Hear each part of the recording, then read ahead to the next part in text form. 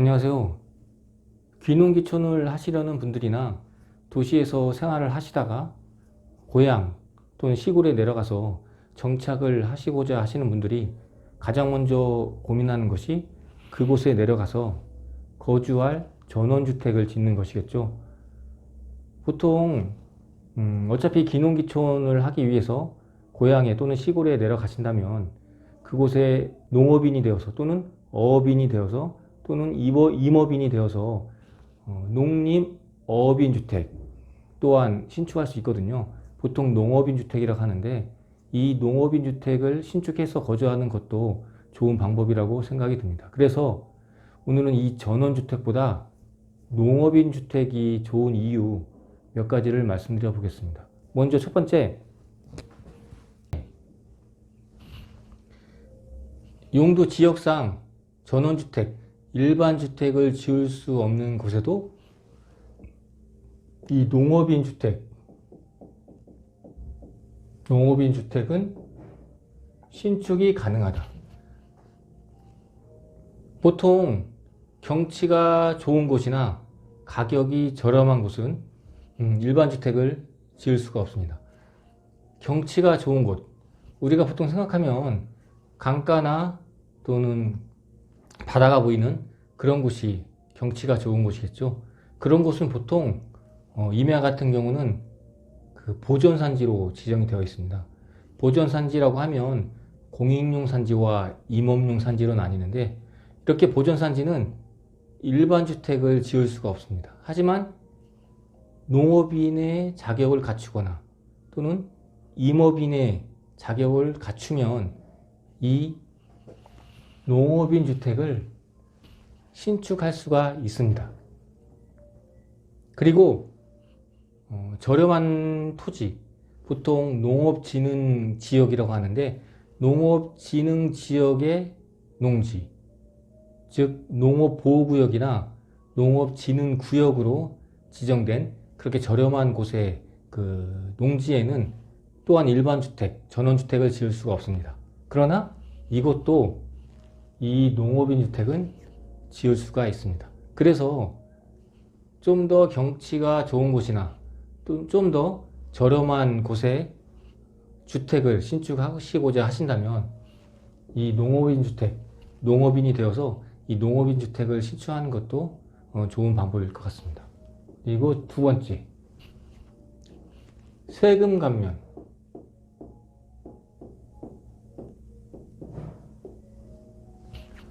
보통 농지나 임야를 주택으로 전용하시고자 할 때는 대체 살림 조성비, 임야 같은 경우, 그리고 농지 같은 경우는 농지 보존 부담금이라는 세금을 납부하게 되어 있습니다. 이게 결코 적은 금액이 아니거든요. 보통 공시지가, 개별 공시지가가 좀 높은 농지 같은 경우는 200평이면은 최고 3천만 원 이상도 나올 수가 있습니다.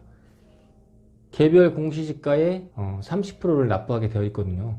그만큼 결코 적은 금액이 아니기 때문에 이 농업인 주택을 지으면서 이 세금 감면을 받을 수 있는 혜택 또한 이 농업인 주택의 큰 장점이라고 볼 수 있겠습니다. 그리고 세 번째, 농지 전용 신고 또는 임야 같은 경우는 상지 전용 신고로서 주택 신축 허가를 받을 수가 있습니다. 보통 농지나 임야는 농지 전용 신고, 보통 농지 전용 허가를 받게 되어 있거든요. 그러나 이 농업인 주택을 짓고자 하시는 분들에게는 이 농지 전용 신고나 산지 전용 신고로서도 보다 쉽게 주택에 대한 허가를 받을 수가 있습니다. 하지만 이것도 약간의 제한이 있는데요. 이 농지 전용 신고는 다 해주는 건 아니고 무주택 세대주가 농업진흥지역 외 지역에 농업인 주택을 신축하시고자 할 때 이 신고로서 가능한 거고, 무주택 세대주를 할지라도 농업진흥지역에 농업인 주택을 짓고자 할 때는 농지전용 허가를 받아야 됩니다. 또한 산지전용 신고는 본인 소유의 임야에 부지 면적 330제곱미터 미만으로 이 농업인 주택을 신축하시고자 할 때는 이 산지 전용 신고로서도 가능합니다. 이렇게 이 농업인 주택을 지을 수 있는 자격은 아무나 지을 수는 없을 거잖아요. 이 농업인 주택을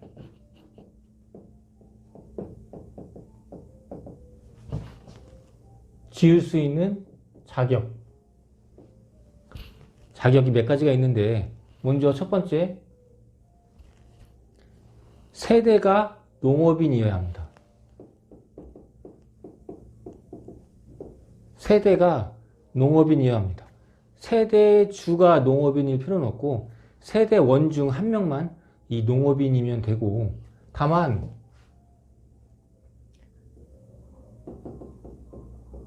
세대 주 명의로 신축을 하셔야 합니다. 공동 명의도 안 됩니다. 부부 공동 명의로도 안 되고 세대 주 명의로 신축을 하셔야 되고, 아까 뭐라고 했죠? 그 세대원이 농업인이면 된다고 했잖아요. 세대. 그러니까 세대 주가 농업인이 아니어도 상관없고 명의만 세대주로 하시고 세대원 중 한 명만 농업인이 있으면 가능합니다. 두 번째, 이 농업으로 벌어들이는 소득이 전체 소득의 2분의 1을 초과해야 합니다.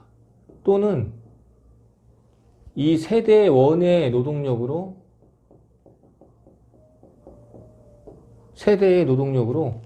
2분의 1 이상 농사를 지으셔야 합니다.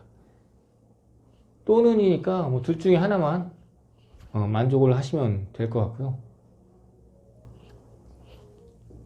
세 번째, 부지 면적이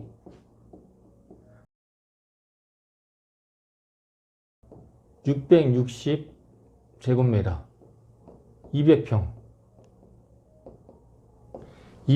이하여야 합니다. 또한 이게 5년 합산입니다.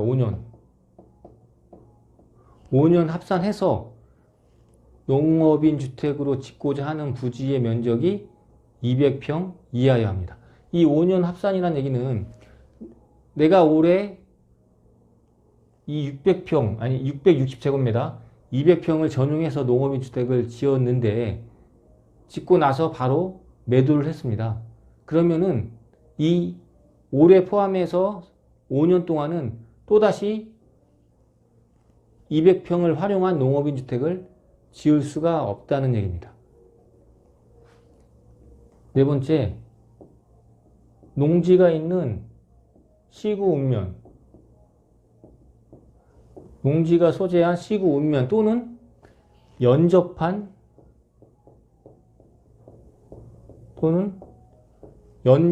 시구 읍면에 이 농업인 주택을 지으셔야 합니다. 다만 이곳에 기존의 일반 주택을 소유하고 계시다면 이 농업인 주택을 지을 수가 없고요.